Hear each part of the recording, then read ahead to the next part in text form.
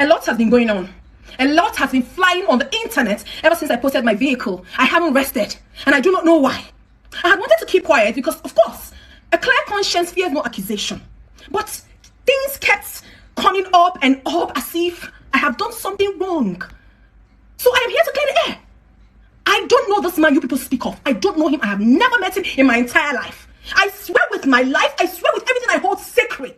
In fact, apart from my life, another person I hold so dear to my heart is my mother.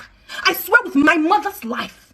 If I have ever met this man, or him giving me any money, or him sponsoring my projects, or him even buying me a car, let it not ever be well with me and my entire generation. But if not, these people cooking this whole thing up, the blogger sponsoring it shall never be well with you all and your entire generation. Now what I buy, I don't keep personal.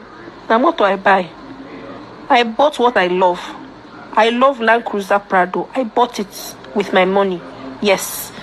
I work hard, I earn money. Google Destiny Tico, ask of Destiny Tico. I work so hard. There's never, I don't even have time for myself. There's never a day I do not work. I work and I earn good money.